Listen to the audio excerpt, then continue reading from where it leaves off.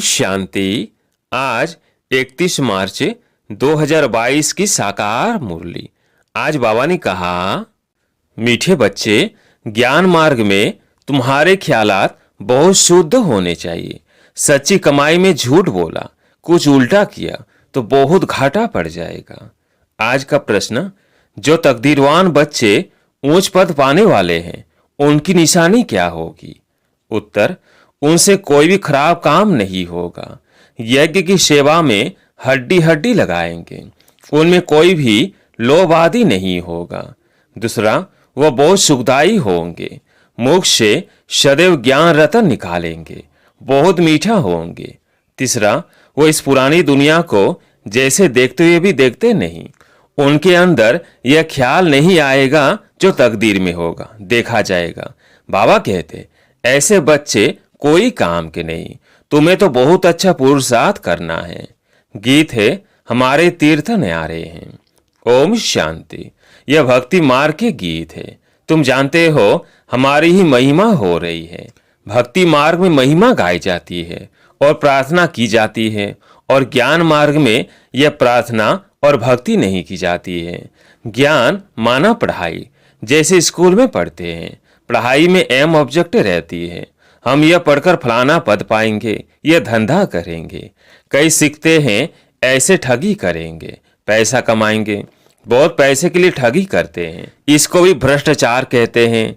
लूटमार भी करते हैं, गवर्नमेंट की चोरी करते हैं। धन कमाकर अपने को सुखी रखने के लिए और बाल बच्चों को सुखी रखने के लिए, पढ़ाकर शादी आदि कराने के लिए। यहाँ तो तुमको पैसे कमाने की बात ही नहीं। यह है पवित्र पढ़ाई। भल गृहस्थ व्यवहार में रहते हो, सिर्फ पढ़ना है। कई कहते हैं हमें तनख्वाह कम मिलती है, इसलिए ठगी करनी पड़ती है। क्या करे? परंतु इस ज्ञान मार्ग में तो ऐसे कोई ख्यालात नहीं होने चाहिए, नहीं तो दुर्गति हो पड़ती है। यहाँ तो बहुत सच्चाई सफाई से बाप को याद करना पड़े, तभी पद पा सकते हैं। स्टूडेंट को पढ़ाई के सिवाय और कोई बात बुद्धि में नहीं रहनी चाहिए, नहीं तो हम भविष्य ऊंच पद कैसे पाएंगे? अगर उल्टा सुल्टा काम कर लिया तो फेल हो जाएंगे। सच्ची कमाई में फिर कुछ झूठ आदि बोलने से व ऐसा कोई काम करने से पद भ्रष्ट हो जाएगा, बहुत घाटा पड़ जाता है। यहाँ तो तुम आए हो भविष्य पदमपति बनने के लिए, तो यहाँ कोई भी डर्टी ख्यालात नहीं आने चाहिए। कोई चोरी आदि करते हैं तो केस चलता है, उसमें कोई छूट भी जाए, परंतु यहाँ तो धर्मराज से कोई छूट ना सके। पाप आत्मा को तो बहुत सजा खानी पड़ती है। ऐसा कोई नहीं होगा जिसको सजा ना खानी पड़ती हो। माया गिराती रहती है, थप्पड़ मारती रहती है, अंदर गंदे ख्यालात चलते हैं। यहाँ से कुछ पैसा उठावे, पता नहीं ठहर सके व नहीं ठहर सके, कुछ इकट्ठा करके रखे। अब यह ईश्वरीय दरबार, राइट हैंड फिर धर्मराज भी है। उनकी सजाएं तो 100 गुना ज्यादा है। नए नए बच्चों को शायद मालूम न भी हो, इसलिए बाबा सावधान करते हैं। तुम बच्चों के ख्यालात बड़े शुद्ध होने चाहिए। बहुत बच्चे लिखते हैं, बाबा आपका फरमान है कि गृहस्थ व्यवहार में रहते सिर्फ मुझे याद करो, श्रीमत बिगर कोई भी काम नहीं करो। परंतु हमको तो व्यवहार में बहुत कुछ करना पड़ता है, नहीं तो हम गुजारा कैसे करें? इतने थोड़े रुपयों से इतनी भांति परिवार के सदस्य कैसे चल सकेंगे? भूखा रहना पड़े, इसलिए व्यापारी लोग धर्माओं भी कुछ निकालते रहते हैं। समझते हैं जो कुछ हमारे से पाप होते हैं वो मिट जाए, हम धर्मात्मा बन जाए। धर्मात्मा पुरुष से बहुत पाप नहीं होता है, क्योंकि धर्मात्मा पाप से कुछ डरते हैं। ऐसे भी बहुत होते हैं जो कभी धंधे में झूठ नहीं बोलते, एकदम दाम फिक्स रखते हैं। कलकत्ते में एक बर्तन बेचने वाला था, सबके दाम बोर्ड पर लिख देता था, फिर कुछ भी कम नहीं करता। फिर कोई तो बहुत झूठ बोलते हैं। यह तो ज्ञान की पढ़ाई है। तुम पढ़ते हो भविष्य एक ही जन्मों के लिए, तो बाबा को हर बात में सच बताना है। ऐसे नहीं, परमात्मा सब कुछ जानते हैं। बाप कहते हैं पढ़ेंगे तो ऊंच पद पाएंगे, नहीं तो जहन्नुम अर्थात नरक में चले जाएंगे। हम थोड़ी बैठ देखेंगे कि तुम क्या क्या पाप करते हो। जो कुछ करते हो अपने लिए, अपना ही पद भ्रष्ट करते हो। नाम तो है पाप आत्मा पुण्य आत्मा। बाप आकर पुण्यात्मा बनाते हैं तो कोई पाप नहीं होना चाहिए। बच्चों के लिए तो पाप का 100 गुना दंड हो जाएगा, बड़ा घाटा होता है। ऐसे ख्याल नहीं रखने चाहिए कि जो होगा सो देखा जाएगा, अब तो कर लें। वो बच्चे कोई काम के नहीं। इस पुरानी दुनिया को तो बिल्कुल ही भूल जाना है। देखते ही जैसे देखते नहीं। हम एक्टर हैं, अब नाटक पूरा होता है। 84 जन्म किए, अब हमको वापिस जाना है। जितनी सर्विस करेंगे उतना ऊंच पद पाएंगे। अभी प्रदर्शनी मेले की सर्विस निकली है। जो ऊंच पद पाने के पुरुषार्थी होंगे उन्हों का ख्याल चलता रहेगा कि जाकर सुने, सीखें कि कैसे भिन्न भिन्न रीति से समझाते हैं। वो चक्र लगाते रहेंगे, सुनते रहेंगे फलाना कैसे समझाते हैं। ऐसे सुनते सुनते बुद्धि का ताला खुल जाएगा।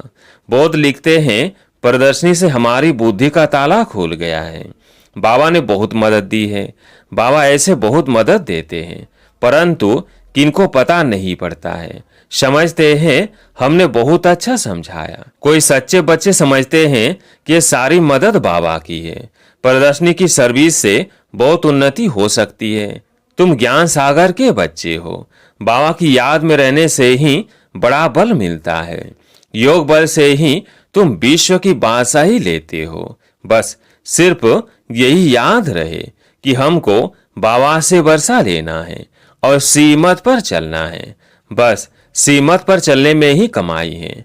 बाकी इस दुनिया में तो कोई काम की चीज नहीं है, सब खत्म होना है।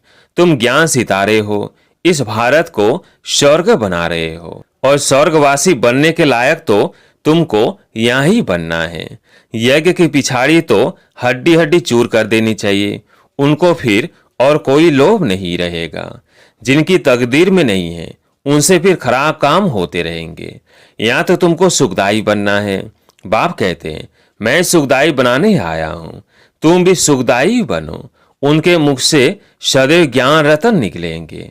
शैतानी की कोई बात नहीं निकलेगी। झूठ बोलने से तो कुछ न बोलना अच्छा है। बहुत मीठा बनना है, माँ बाप का शो करना है। बाबा के लिए लिखा है, सदगुरु का निंदक ठोर ना पाए। जरा भी कड़वापन अवगुण आदि नहीं होना चाहिए। बहुत है जिनको थोड़ी चीज नहीं मिलती है तो एकदम बिगड़ पड़ते हैं, परंतु बच्चों को परीक्षा समझ शांत में रहना चाहिए। आगे बड़े बड़े ऋषि मुनि कहते थे, हम ईश्वर को नहीं जानते। अब अगर यह लोग सन्यासी आदि ऐसे कहें तो कोई इनको माने ही नहीं। समझेंगे जो खुद ही ईश्वर को नहीं जानते वो हमको रास्ता क्या बताएंगे। आजकल एक दो के गुरु बहुत बन गए हैं। हिंदू नारी का पति भी गुरु है, ईश्वर है। गुरु तो सदगति देंगे या पतित बनाएंगे। अब तुम जानते हो जो भी सब सजनियां हैं उनका गुरु अथवा साजन है एक। माता पिता बाप दादा सब कुछ वही है। ये लोग फिर पति के लिए ये अक्षर कह देते हैं। अब यहाँ तो वह बात नहीं है। यहाँ तो तुम आत्माओं को परम पिता परमात्मा पढ़ाते हैं। आत्मा इतनी छोटी है जिसमें 84 जन्मों का पाठ नूंधा हुआ है। परमात्मा भी छोटा स्टार है, उनमें भी सारा पाठ नूंधा हुआ है। मनुष्य समझते हैं परमात्मा सर्वशक्तिमान है, सब कुछ कर सकता है। परम पिता परमात्मा कहते हैं ऐसी कोई बात नहीं है। ड्रामा अनुसार मेरा भी पाठ है। बाबा समझाते हैं तुम सब आत्माएं आपस में भाई भाई हो। आत्मा अपने भाई के शरीर का खून कैसे करेंगी। हम सब आत्माओं को बाप से वर्षा लेना है, मेल हो चाहे फीमेल। यह भी देहाभिमान छोड़ना है। शिव बाबा कितना मीठा है, तो हम भी शिव बाबा के बच्चे हैं, भाई भाई हैं। तुमको कभी भी आपस में लड़ना झगड़ना नहीं चाहिए। देही अभिमानी रहे तो कभी भी लड़े नहीं। बाबा क्या कहेंगे। बाप इतना मीठा और बच्चे लड़ते रहते हैं। इस समय मनुष्यों में आत्मा का ज्ञान भी नहीं है। हम आत्मा परमात्मा की संतान हैं, फिर लड़े क्यों। मनुष्य तो सिर्फ कहने मात्र कह देते हैं। तुम तो प्रैक्टिकल में हो। बाप कहते हैं देहाभिमान को छोड़ो, हम आत्मा हैं, अब वापिस जाना है। यही तात लगी रहे, पूरा पुरुषार्थ करना चाहिए। बाप जैसा मीठा और लवली जरूर बनना है। तब बाप कहेंगे सपूत बच्चा है, कितना लवली हो गया है। बाप कितना निरंकारी है। कहते हैं मैं तुम्हारा बाप, टीचर, गुरु सब कुछ हूँ।